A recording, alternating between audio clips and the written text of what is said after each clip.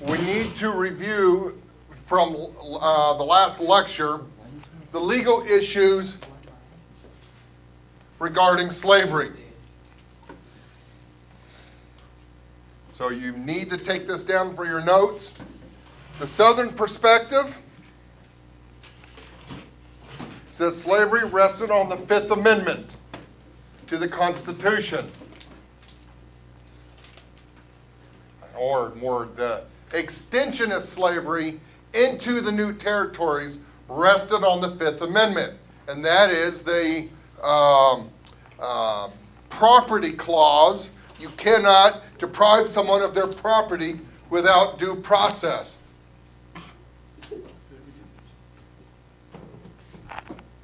And if slaves are property in Alabama and you move to Kansas, and if you can't take your slave with you, then you're being deprived of your property. Really? Yes. But you're moving to a different state. Doesn't matter. You're in the Union. If Kansas is part of the Union, then the Constitution applies. Yeah. And the Fifth Amendment says you cannot have your property deprived of you.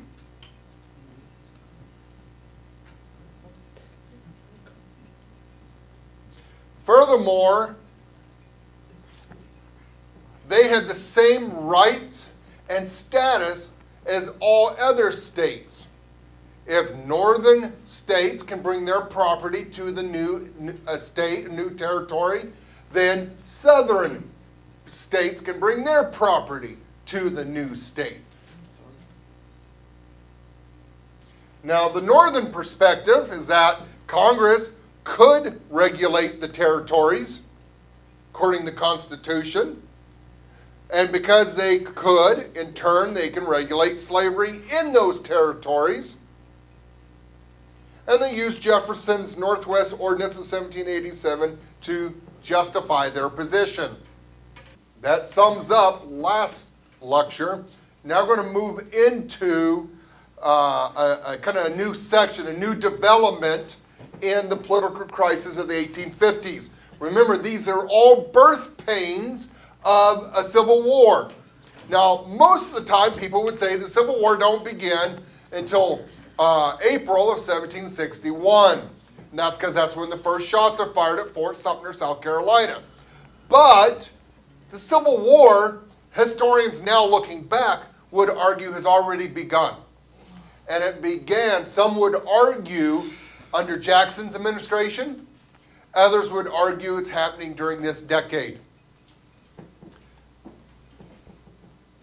It's just, it has not been declared such. In fact, Congress doesn't declare it a civil war until 1906. It takes that long for our own government to recognize it was a civil war. Before they called it the war between the states, war between the northern and southern states, that kind of, but it was not a civil war until 1906. I know it is, the northern aggression. Those in the South would see it as the War of the Northern Aggression, yep. So we're going to take a look at what's called Bleeding Kansas. Kansas was organized under the ideal of popular sovereignty, which jump-started really a rhetorical maelstrom or just a feverish attacks both in speeches and in newspapers. Charles Sumner comes into the forefront at this time period. He's a senator. We'll get more to him here in a little bit. Missourians who settled in Kansas were hirelings. This is basically what Charles Sumner had to say. Hirelings picked from a drunken spew and vomit of an uneased civilization. He did not think much of these people who's being transported to Kansas. They were hirelings. They didn't really want to move there, but they were hired to do so. Picked from the drunken spew and vomit of an uneased civilization. Damn. That's pretty nasty. So, they had no choice, they had to go? Well, no, they had a choice, but they had lots of incentives, which is what we're going to talk about here. So the members of the Republican Party immediately when these conflicts started occurring in Kansas, claimed that civil war was erupting in Kansas. Not civil war as in capital civil war, capital C, capital W, but armed conflict was happening in Kansas.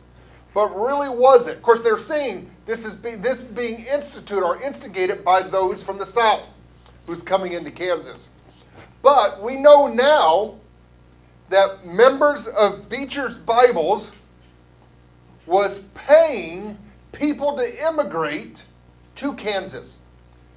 Those who were followers of Beecher's Bibles were abolitionists. They were paying for the support of those who were abolitionists to move to Kansas in order to swing the vote in favor of being a free state.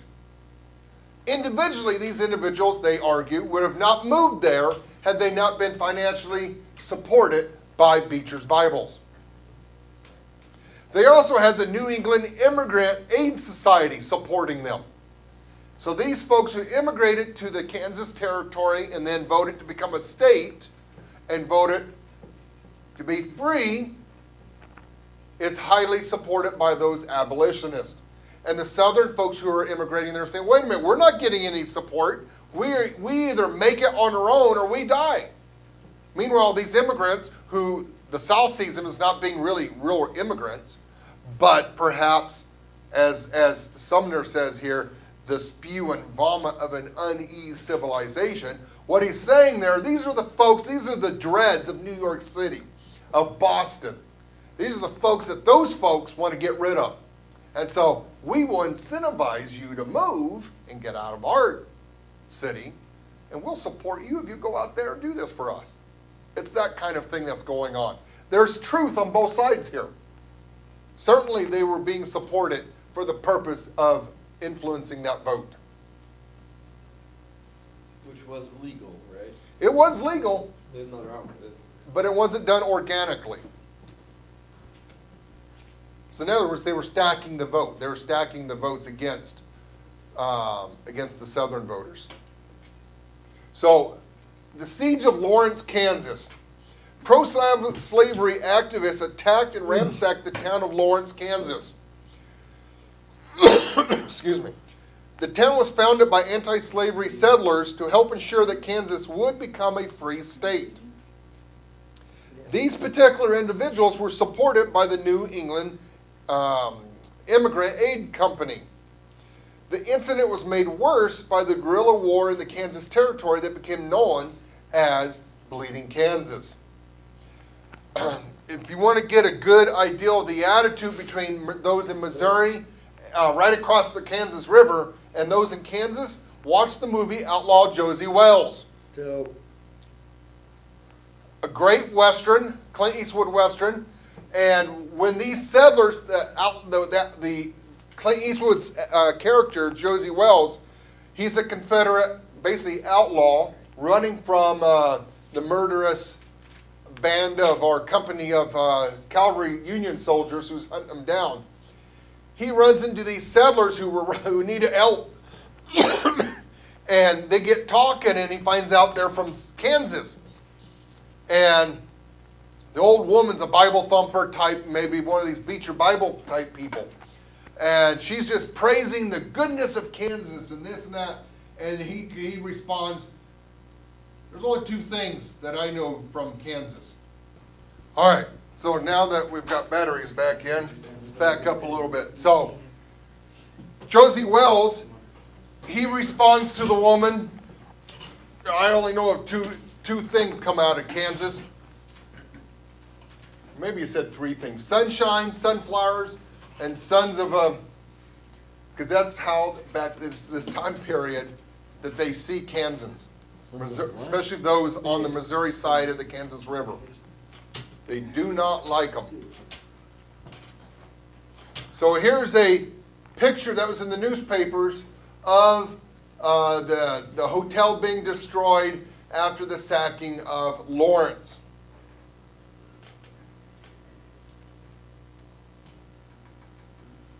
All right.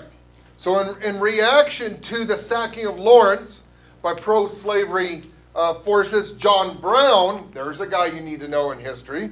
John Brown and a band of abolitionist settlers killed 5 settlers north of Pottawatomie Creek, Kansas. This started a 3-month period of retaliation raids and battles in which 29 people eventually is killed in.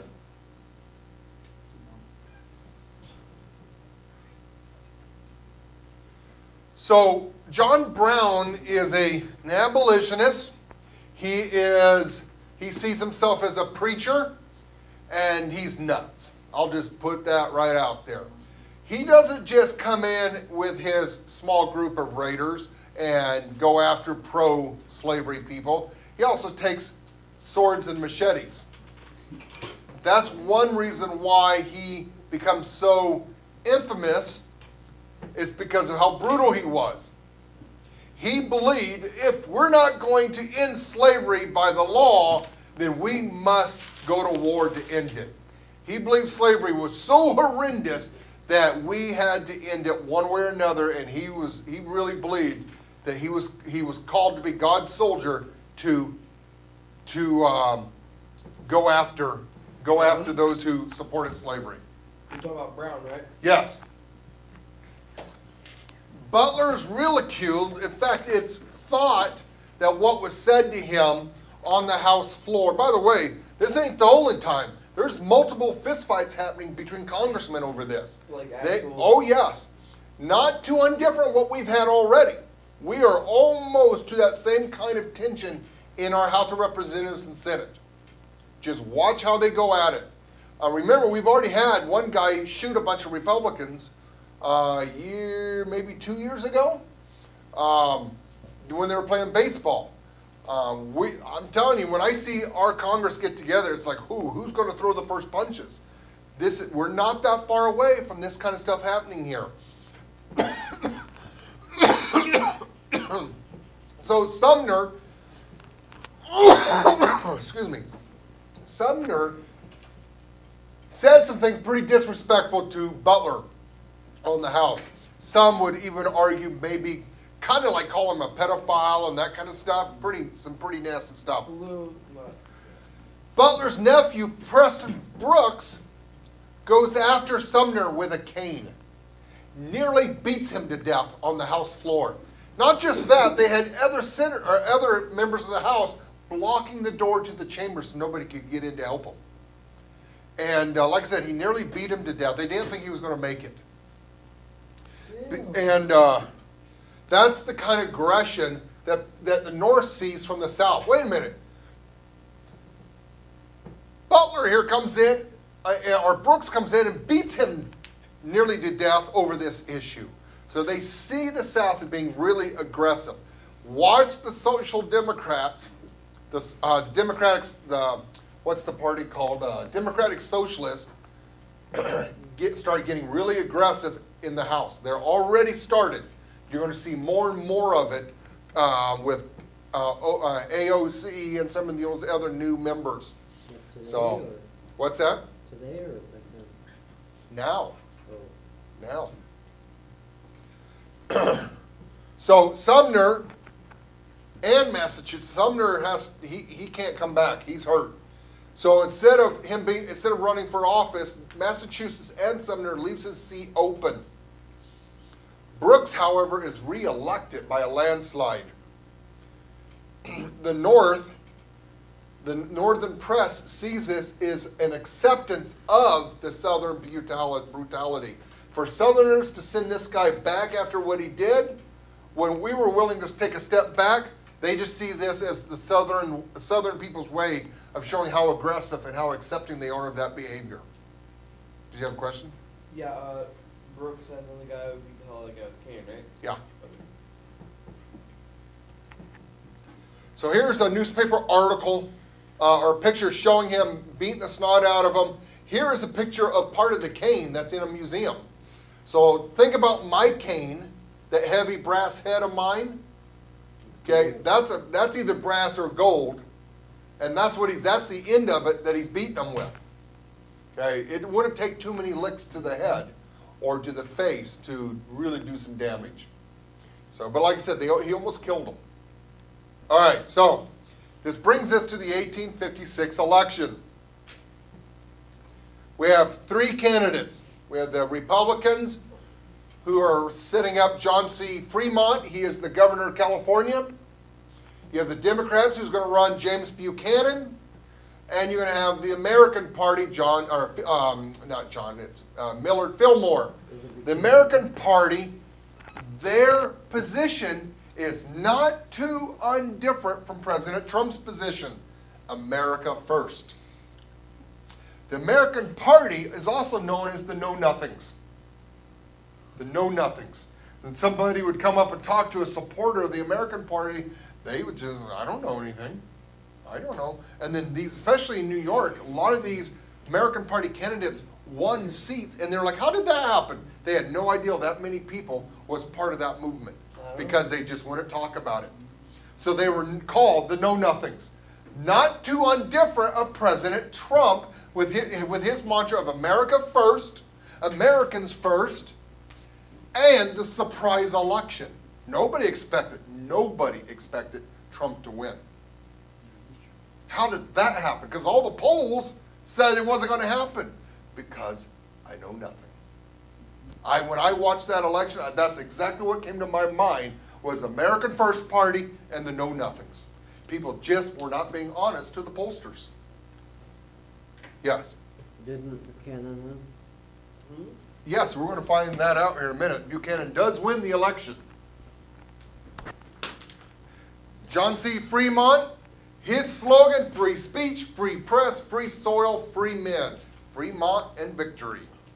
That was his slogan.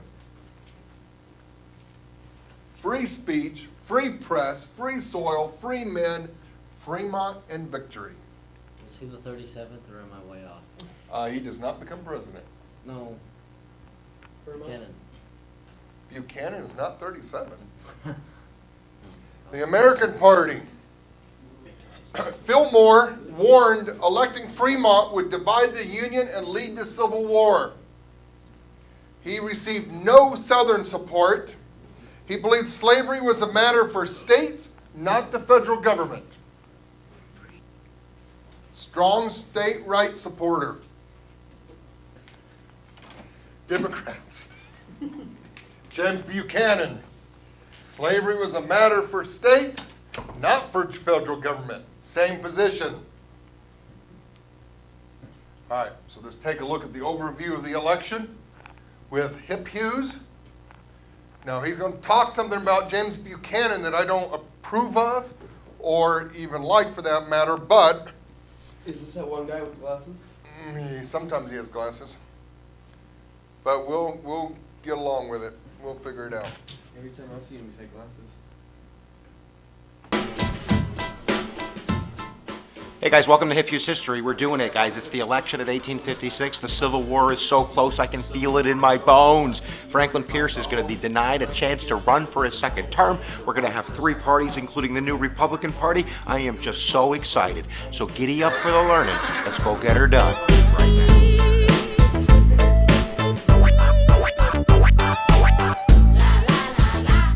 Let's start with the Democrats because they're the ones who won in 1852 with Franklin Pierce from New Hampshire. He's a northerner with southern principles, but he angered both the North and the South during his term. Now, in order to complete his bargain with the southern principles, he signed the Kansas-Nebraska Act. This is expansion of slavery, popular sovereignty, led to Bleeding Kansas, also argued for the annexation of Cuba and the spreading of slavery out there. So while that's popular in the South, the northern Democrats are ripping their hair out. And in the same token, he's tinkering with the spoils system and patronage, and he's making some enemies in the southern part of the United States and the Democratic Party as well. We have Stephen Douglas, who's running again at the convention. He's kind of the candidate of the railroad companies. He's the father of popular sovereignty in the Kansas-Nebraska Act, but he's back for another round after beating Abraham Lincoln for the Senate in Illinois. We have old man Lewis Cass back. Lewis Cass wants to be president real bad. Lost the convention race in 1852, lost the presidential race in 1848. He's got his ticket Baker still going, so he's back for another round. But all three of these guys are going to be outmaneuvered by James Buchanan from Pennsylvania. Really interesting character. Not only was he a House member and a Senate member, he was Minister to Russia, and he was Secretary of State. In fact, he was the last Secretary of State to be elected to the presidency of the United States, maybe until this election cycle. I guess we're going to find out. Also rumored to be gay. Not that that's a big deal today, but back then it would have been a pretty big deal. Now, these are only rumors, but there are historians like James Loewen who believe that James Buchanan was in fact a gay man living in the 19th century. He shacked up in Washington, D.C. with Alabama Senator William Rufus King, and although they destroyed most of their correspondence, a couple of the letters have popped up in American history. I'll read you a little passage that James Buchanan wrote to his friend William when William was serving as Minister of France in 1844, and it went something like this. I am now solitary and alone, having no companion in the house with me. I have gone a-wooing to several gentlemen, but I have not succeeded with any one of them. William Rufus's nickname was Aunt Nancy. So you guys can make your own decisions, do your own research, but pretty interesting in American history. So we have our candidate in James Buchanan from Pennsylvania, another northerner with southern principles. Back then they called them dough faces. I have no idea why. Let's look at the grand old party, the GOP, the Republicans, who are just putting up their big tent.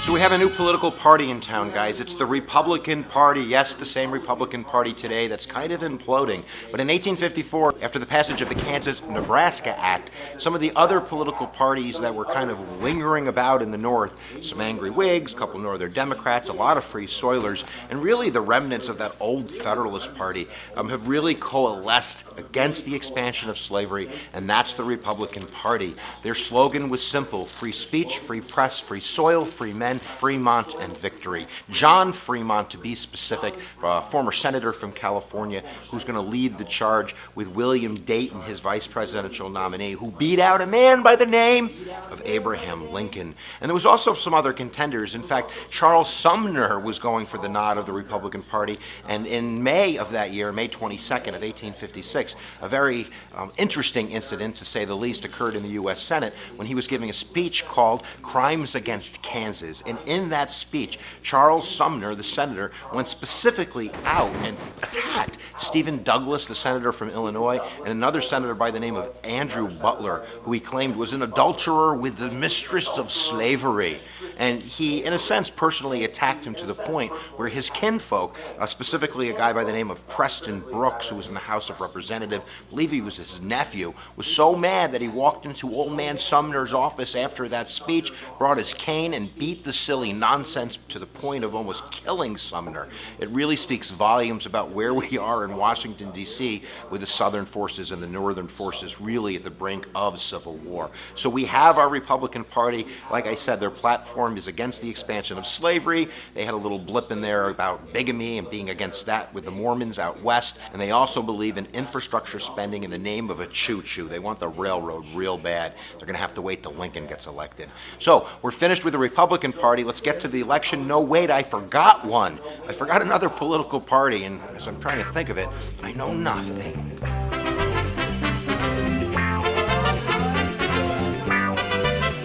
So our third party, who really is going to throw this election to the Democrats, and they did pick up 20% of the popular vote and some electoral votes in the state of Maryland, they're going to run a man by the name of Millard Fillmore, the former Whig president. Now, what's interesting about the Know-Nothings, or the American Party, they were called the Native American Party for a little while, that name didn't work out, is that Millard Fillmore wasn't even a member of their party, never gave a speech where he mentioned them, never showed up to one of their shindigs. In fact, he was overseas when they nominated him, so when he got back, he was kind of like, okay, I guess I'll run with you guys. I don't know. He ends up bringing along for the ride with him Andrew Jackson Donaldson, who's the nephew of course, Andrew Jackson. Now, we have to remember that even though it's a fluke party, it seems like a fluke party, the Know-Nothings did very well in the 1854 midterm elections, beating the Democrats, taking the Speaker of the House. Nathaniel Banks was a Know-Nothing. He was the Speaker of the House. They ran 76 candidates in 82 congressional elections. They won 35 of them in 1854. So they're they're a pretty serious party. And of course, they're running on nativism. They're anti-Catholic. They're going to charge that John Fremont was a Catholic, even though he wasn't. And that's going to throw a lot of votes to the Democrats and to some to the know-nothings as well. But they are a northern-based party, and they're going to do pretty well in the north. So we have our three parties. We have the know-nothings, we have the Democrats, and we have the Republicans. Let's put them all in a blender and turn the on button on and see what happens.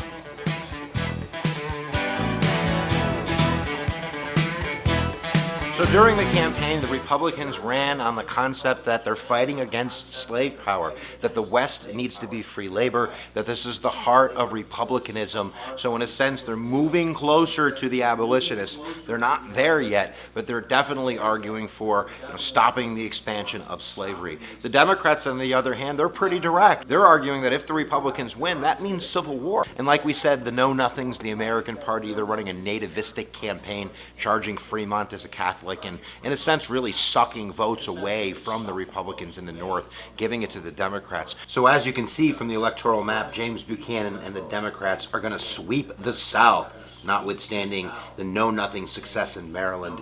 And of course, also Buchanan is winning New Jersey and Pennsylvania. He's winning Indiana. He's winning Illinois. So that's going to lock up his win with 174 electoral votes. John Fremont and the Republicans, they're going to capture 114 electoral votes, of course, all of those northern states, and him losing New Jersey and Pennsylvania is really going to seal the deal. And at the end of the day, James Buchanan isn't going to get 50% of the popular vote with 45.3%. John Fremont and the Republicans at 33% and about 22% for Millward Fillmore and the American Party. In fact, when we look at how he ran in the free states, he won 114 electoral votes out of 162 electoral votes. In the South, he got decimated. In fact, Buchanan, the Democrat from Pennsylvania, won 56% of the popular vote in the South. Millward Fillmore won 44%. John Fremont, he got less than 1,000 votes in all of the southern states. That shows you where the South is in terms of what the Republican Party represents to their interest in this country. Now, there were some swing states back then. In fact, Illinois is a free state, Indiana is a free state, and New Jersey is a free state. They all went for the Democrats. So if Fremont had won those three states, he would have been the president, and then the Civil War would have started in 1856. So there you go, guys. We have James Buchanan. He's our new president, and he has been consistently ranked as the worst American president in our history, namely because he really wouldn't do anything about the Civil War that was heading to our head like a bullet. He said that secession was illegal, but a war to stop secession was illegal as well. So I don't know what you do when you're in that situation. All right, guys, giddy up for the learning. We hope your brain's just a little bit bigger, and make sure you check out all of the other election videos we've. If in fact that was true, that he's the worst president, and the reason he's deemed the worst president is because he did nothing to stop the Civil War, but yet he says, while secession is illegal, the war to armed conflict to stop it would be too. What is he supposed to do? How does that make him the worst president when he says, there's nothing I can do here? But he could have found at least something. He could have found a way around it. How? What? Everybody else was trying to do that. I mean, like how much money is They break the law. Yeah. He's the president. That would have never been accepted back then. They would have Yeah, they would have impeached him. Using what's it called? I'll get it here in a minute. Executive orders, the way our government, our officials do it now, would never fly. They could have, and probably would have. We'll see. They impeached President Johnson. All right.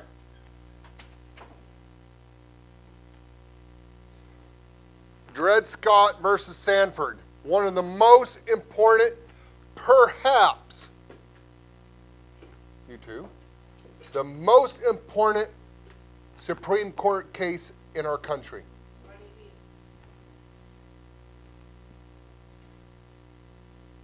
There's a handful of court cases that changes the destiny of this country. This is certainly in the top, I bet top three, if not the most important one. So, You should know something about this case. Dred Scott was a Missouri slave. He sued for his freedom in federal court.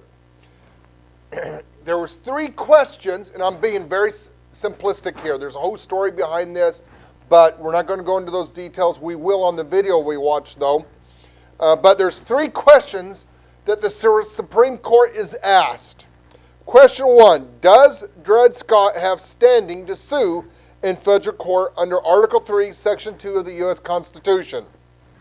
You have to have standing before you can go to court. I'm going to sue you. You hear that all the time? Well, probably they don't have standing to sue you. You have to have what's called standing. You have to be the one that's either had something violated of you, or you're the one doing the violating. If, for example, Casey here slaps David for sleeping, I can't sue Casey. I can't even have him charged because I don't have standing. The only one that can is David's parents. David can't because he's a minor. But David's parents has standing. No, you do, but it's extension to their parents. Question number 2 that's being asked. Does Congress have the authority to limit slavery in other territories? And question 3, is Dred Scott free? The Missouri Supreme Court, because this originally was a case in Missouri State Court. Missouri State Court said he is not free. He is property. Remember, when he moved, what happened? He was a slave in one state. They moved to another state that was not a slave state. The question is, by moving, did that free him? No. So there's 3 questions the court has to answer. The North is hoping that the answer will be he's free, he's not property, etc., etc. That would end the issue. Oh, and the other question here, does Congress have the authority to limit slavery in other territories? Had the answer been yes, slavery would have been, they would have ended slavery there, or could have. If the answer is no, then it guarantees war. They don't know this yet, but we historians get to look back and see this was the final nail. Pretty good deduction. So, question 1. Scott was not, well, first of all, this is how they're going to decide. Scott was not a citizen and therefore could not sue in federal court. So that was 1. He did not have standing. Now, most courts would normally stop right there. If you don't have standing, they won't decide anything else on the case. But the Supreme Court did not stop there. By the way, if I must anything about these, I think most of these on the court at this time, the justices were Republicans or Northerners, if memory serves me right. I might be wrong, but I'll have to check on that. I think there's something unique about this court at this time with this court case that they're actually Northerners. So what they're saying is because he doesn't have standing, we don't have jurisdiction over this case. It stays at the state court level. The Missouri Compromise and the Compromise of 1850 and the Kansas-Nebraska Act was determined to be unconstitutional. That's question 2. Can Congress limit slavery in the territories? And the Supreme Court says these acts that is used to limit are unconstitutional. Why? Because of the Fifth Amendment, just like the Southerners were arguing. This, of course, really pleased the Southerners, and they thought this would end the entire discussion. Results? Oh, so let me back up. Something else that's significant that I've got in the notes here. It's the first time since 1803 the Supreme Court ruled against Congress. Pretty significant. You have the federal government ruling against itself on this one. Doesn't happen very often. Sorry to cut you off. Not against Congress, no. Against other people who try to sue the Trump administration, yes. Trump administration's won more than it's lost, as I understand it. This decision that Congress cannot limit slavery in the territories ensures slaves remain property. That is a big deal. That decision right there guarantees, we have hindsight, they don't, guarantees there's a war coming. Yes, Casey? Vice President Mike Pence. I hope you know that. That's on your test, on your citizenship test. Some people would like to.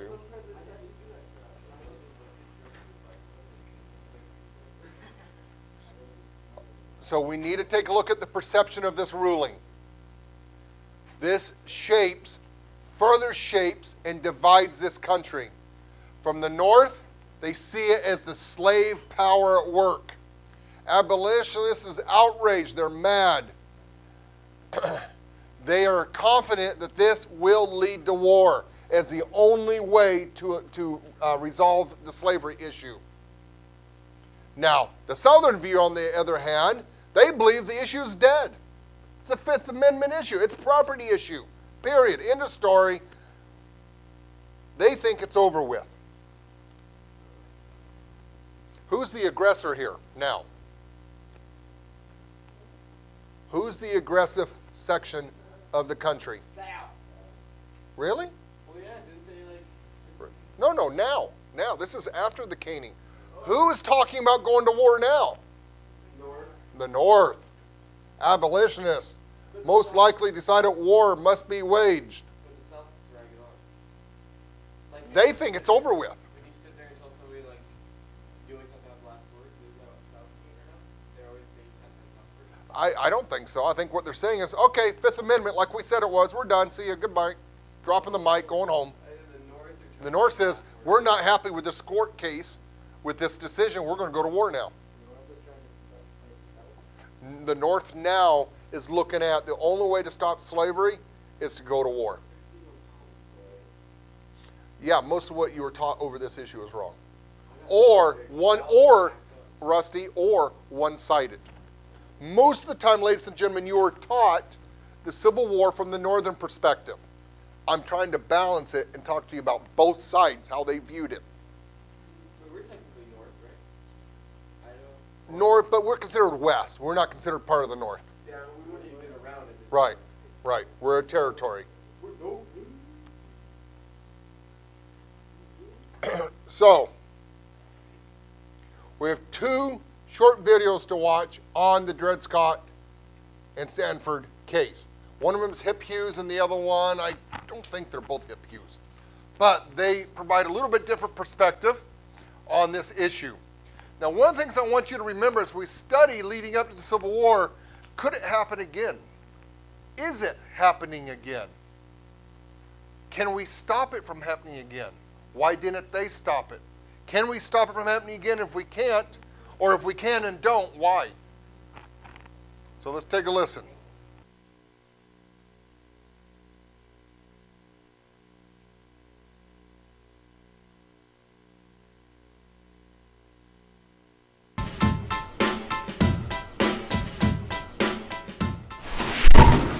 Hey guys, are you ready to go on an adventure of learning? Because I'm about to go on a safari of teaching. Well, maybe not so exciting, but we're definitely going to do a Supreme Court decision that you need to know if you're in an American history course or you're walking around on planet Earth and you like your history. And that would be the Dred Scott decision, or Scott versus Sanford of 1857. So we're going to kind of take a look back in history, guys, take a look at the facts of the case, definitely look at the Supreme Court decision and what the decision actually said, and then most importantly, we'll look at the effect of that decision and we'll do some bang bang for the learning. So why don't you go get the door, because I think it's here. Go answer the door. All right, right, so let's go over the very basic facts of the case so we can understand what the Supreme Court decision is all about. Dred Scott was born around 1800 and around 1820, right at the time of the Missouri Compromise, which is going to be really important in this story. His owner, Peter Blow, takes Dred Scott to the territory of Missouri, which now is a slave territory. He is then sold, as a slave to a Army sergeant in the American Army, John Emerson. And John Emerson then ends up moving shortly after to Illinois. And Illinois, according to the Northwest Ordinance of 1787, comes into the Union in 1819 as a free state. So not only is Dred Scott going to be a slave in a free state for a little while, but his owner, John Emerson, is then going to take him to what was then the Wisconsin territory. Later was going to be, I guess, part of Minnesota. But either way, we're really testing the Missouri Compromise because that territory, the Wisconsin territory, is free territory according to that line drawn out by the Missouri Compromise in 1820. What ends up happening is around 1837, I believe that Emerson goes back to Louisiana. He's in the Army. He ends up dying, I believe, in the Seminole War with the Native American tribes down in Florida, somewhere around there. But his wife, Eliza Emerson, actually leased out Dred Scott and his family in Wisconsin for a little while, and then ended up bringing the family back to Louisiana, and then ending up in Missouri. And I know along the way, Dred Scott had a child named Eliza that was born in the Mississippi, and that child was born in free territory as well, which just kind of adds to the mix of the story.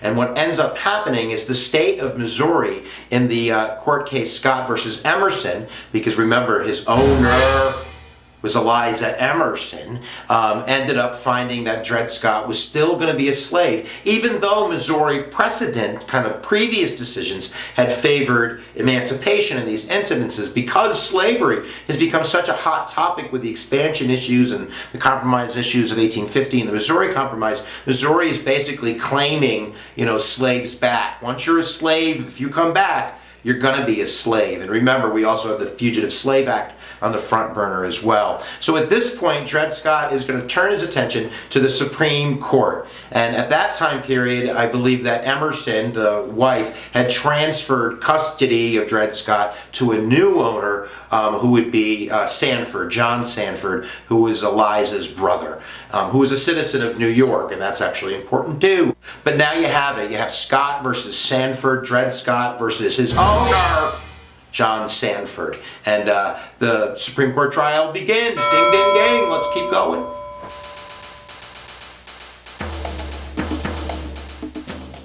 All right, guys, so now we're at the Supreme Court. This is a federal trial now, and we have Scott versus Sanford. 3 questions are being tossed around by Roger Taney, the Taney Court, the Chief Justice, and the first one is that of jurisdiction.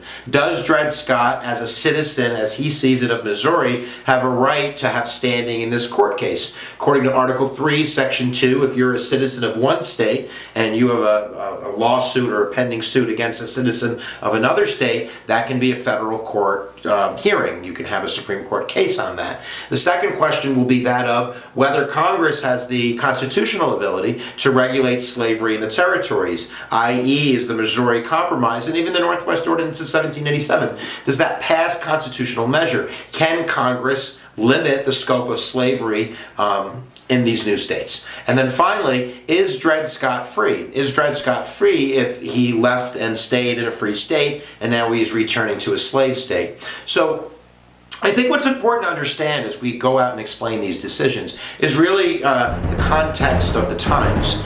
James Buchanan, who was elected president as the Supreme Court was hearing this court case, and remember, there's a long lame duck kind of session. So he's elected in November of 1856. He's not going to take office till March 4th of 1857. So in that time period, there is evidence that Buchanan was talking to Supreme Court justices. There's evidence that Robert Cooper Greer, one of the Supreme Court justices from the North, was having correspondence with James Buchanan because James Buchanan wanted this issue settled. And he wanted a Northerner to side with the majority on the court, so it didn't look like it was a sectional decision, because he doesn't want to deal with this issue anymore that he sees as ripping, kind of the country apart, this issue of slavery. He wants the Supreme Court to make a decision and close the door so the country can move forward with slavery or without slavery, but he sees it as with slavery. So here's the awful decision. It's a 7-2 decision. Number one, they state that Dred Scott's not a citizen,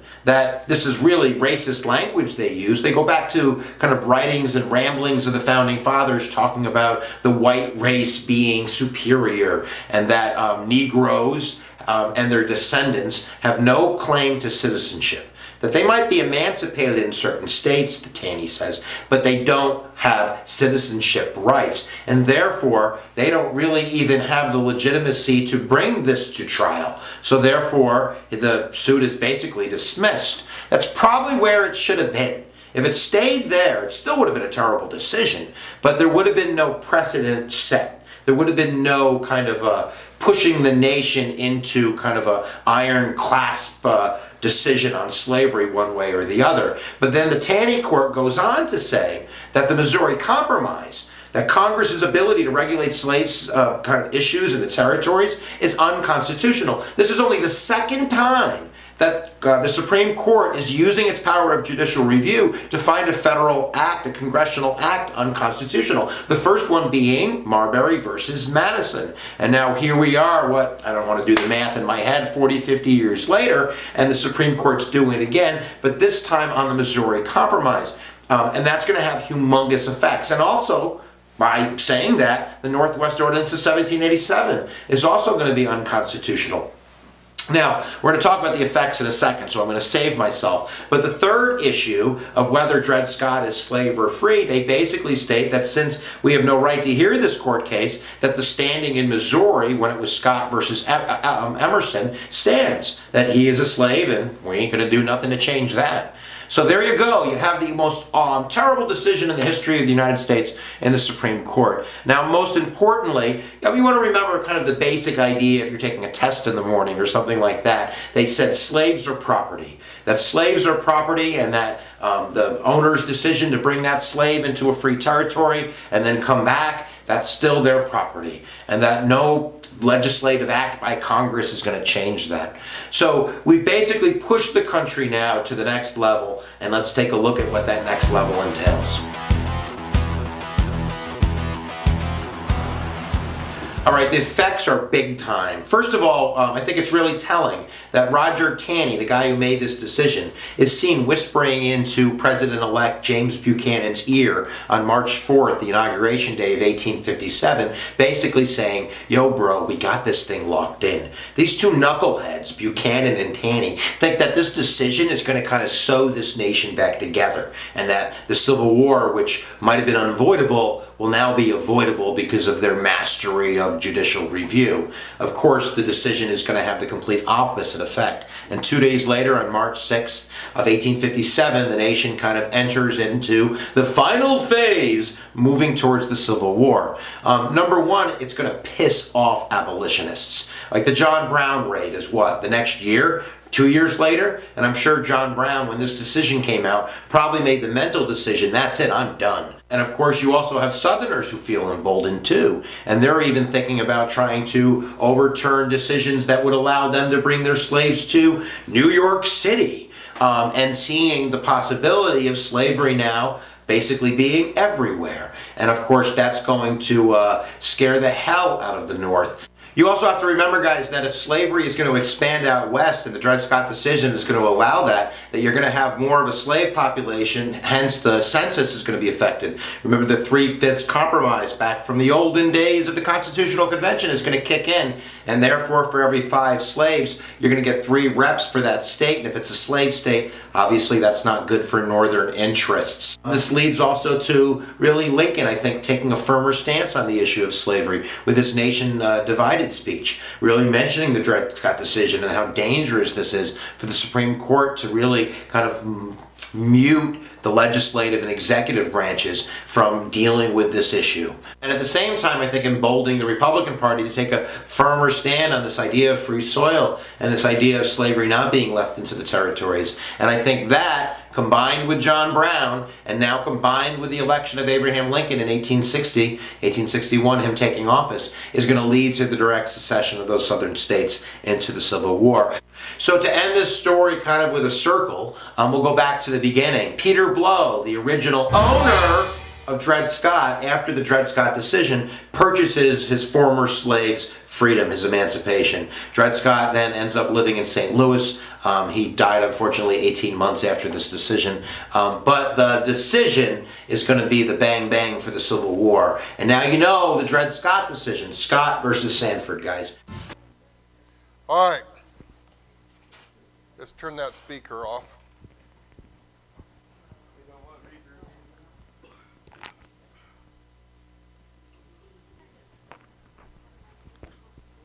Yeah, it gets feedback and it gets in this loop. All right, now we're going to take a look at Kansas attempting statehood. Luckily, we're almost finished. I will make a new state.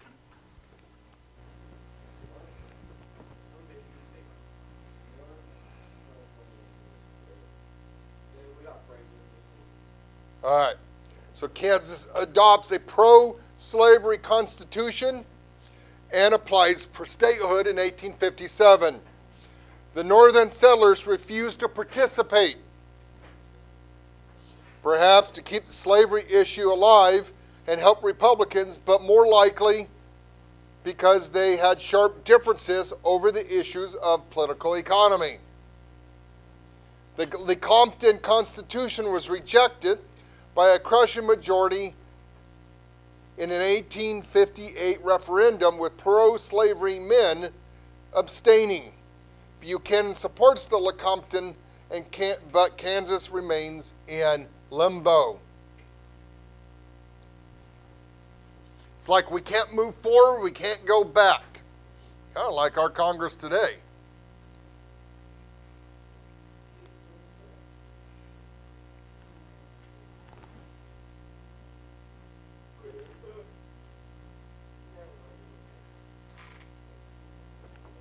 They adopt a pro-slavery, they need to build a original constitution when was no problem with them being like against it. Yes. But the Northerners did not participate. That's why it was adopted as pro-slavery. Because who's left to write the Constitution? The Southern. Pro-slavery. Yep.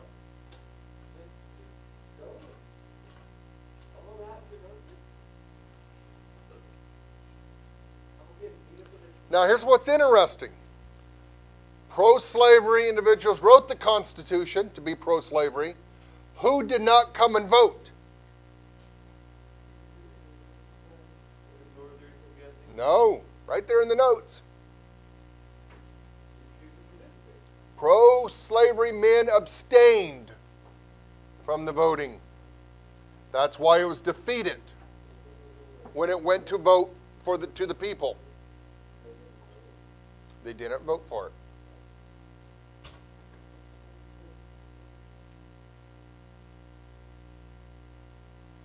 Don't see any pencils moving. All right, that brings us to our next stage, the Lincoln-Douglas debates. You all know who Abraham Lincoln is. But do you know who Stephen Douglas is? He's a senator from Illinois. He defeated Abraham Lincoln for that seat. They start debating one another. And during this time period, these debates would be done in circuits. They'd go from town to town, and you'd give one debate, you'd get a rebuttal, the other person would rebuttal, and maybe you get a second rebuttal, and then the next day or the next week you'd go to another town, and it's giving you a chance to write a new speech to counter what was previously said the week before. And these speeches would be published in the papers. And so there are, I believe, 3 of these speeches that is considered the Lincoln-Douglas debates, where they go town to town giving these. They're considered some of America's preeminent political debates of all time. When you go to college and you study history and political science in your upper division classes, you will be reading their debates. We're going to watch a short clip of the debate that is now called A House Divided. So these debates are occurring because Douglas wants to return to Congress. Lincoln would like to take his shot at it. This brings Lincoln to a national forefront, not just to the House or to the state of Illinois. This explains his debates, explain his position on race and slavery. Douglas supports the Fremont Doctrine, and like I said, this is where we get the House Divided language from Lincoln.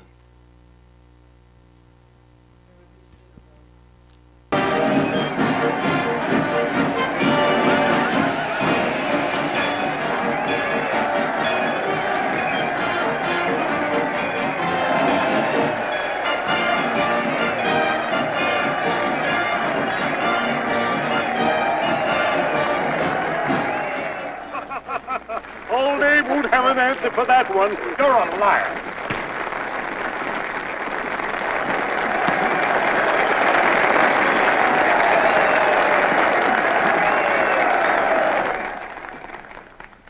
We have now heard the leading arguments for the two candidates for the high office of United States Senator from Illinois, Judge Stephen A. Douglas and Mr. Abraham Lincoln.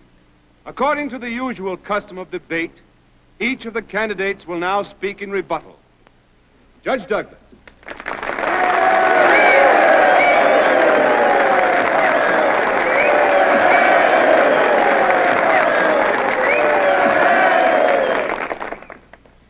My fellow citizens, my good friend Mr. Lincoln has addressed you with his usual artless sincerity, his pure homely charm, his perennial native humor. He has devoted a generously large portion of his address to most amiable remarks upon my fine qualities as a man, if not as a statesman, for which I express deepest gratitude. But at the same time, I most earnestly beg you not to be deceived by his seeming innocence, his carefully cultivated spirit of goodwill. For in each of his little homilies lurk concealed weapons. Like Brutus in Shakespeare's immortal tragedy, Mr. Lincoln is an honorable man. But also like Brutus, he is an adept at the art of inserting daggers between an opponent's ribs just when said opponent least expects it. Behold me, ladies and gentlemen. I am covered with scars. How dare they laugh? It's only a speech, Mother. Anytime you say it, Abe.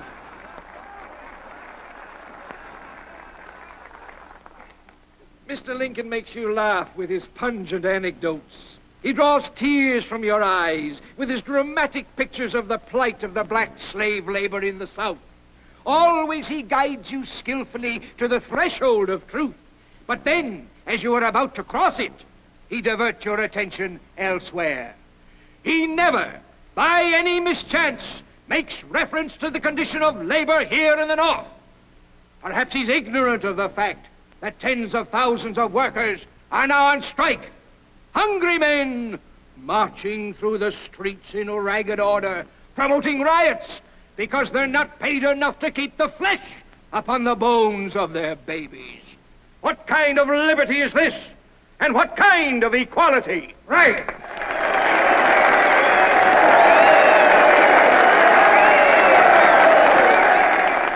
Mr. Lincoln harps constantly on this subject of equality.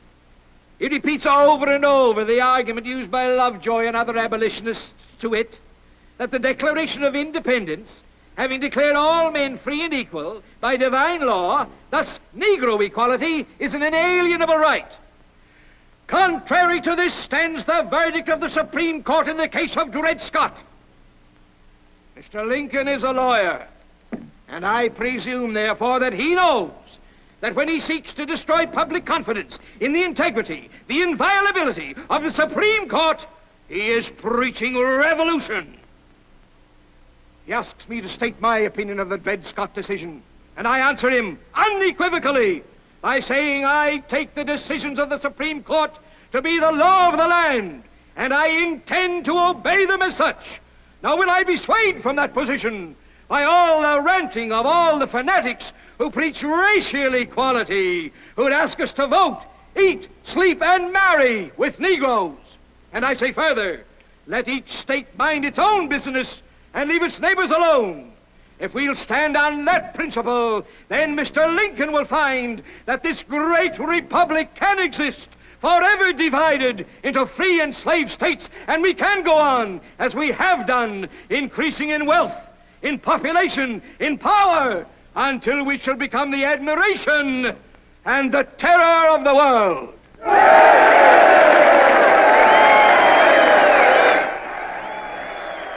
Listen to them yell, the empty-headed idiots yelling at empty words.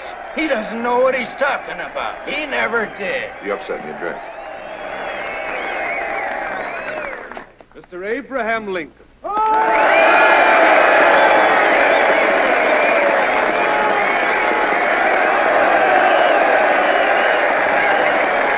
Don't get him, Abe! Judge Douglas has paid tribute to my skill with the dagger. I thank him for that, but I must admit that he can do more with that weapon than I can. He can keep 10 daggers flashing in the air at the same time. Fortunately, he's so good at it that none of the knives ever falls and hurts anyone.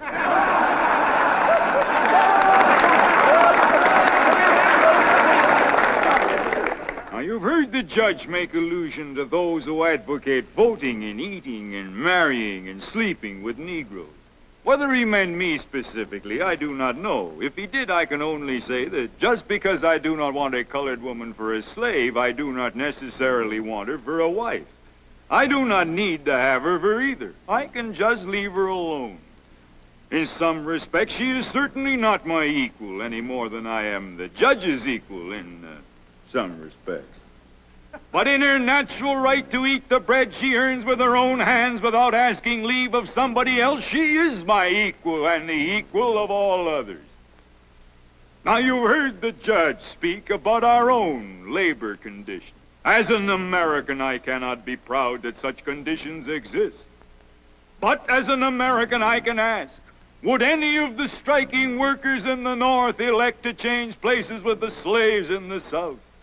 Will they not rather say the remedy is in our hands, and still as an American, I can say, thank God we live under a system by which men have the right to strike.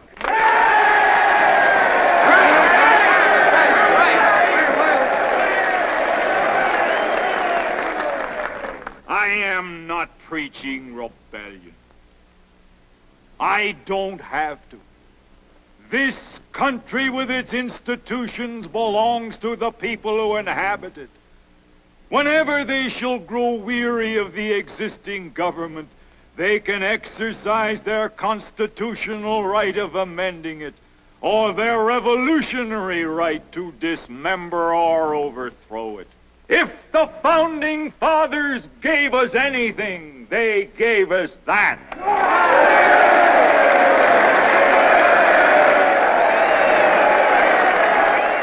The purpose of the Dred Scott decision is to make property and nothing but property of the Negro in all states of the Union. It is the old issue of human rights versus property rights. It is the eternal struggle between two principles. The one, the common right of humanity. The other, the divine right of kings. It is the same spirit which says, you toil and work and earn bread and I'll eat it.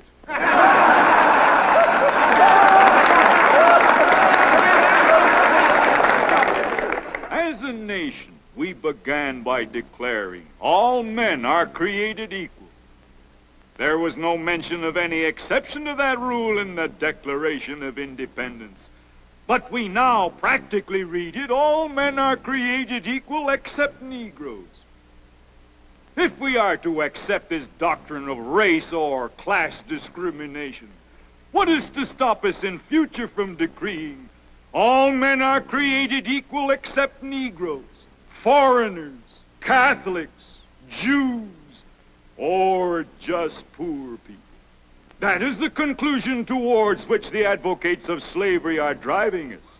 Let each state mind its own business, says Judge Douglas. Why stir up trouble? This is the complacent policy of indifference to evil, and that policy I cannot but hate. I hate it because of the monstrous injustice of slavery itself. I hate it because it deprives our republic of its just influence in the world, enables the enemies of free institutions everywhere to taunt us as hypocrites, causes the real friends of freedom to doubt our sincerity, and especially because it forces so many good men among ourselves into an open war with the very fundamentals of civil liberty, denying the good faith of the Declaration of Independence and insisting that there is no right principle of action but self-interest. In his final words tonight, the judge said that we can be the terror of the world. I don't think we want to be that. I think we would prefer to be the encouragement of the world, the proof that at last man is worthy to be free. But we shall provide no such encouragement unless we can establish our ability as a nation to live and grow. And we shall surely do neither if these states fail to remain united. There can be no distinction in the definition of liberty as between one section and another, one class and another, one race and another. A house divided against itself cannot stand. This government cannot endure permanently, half slave and half free.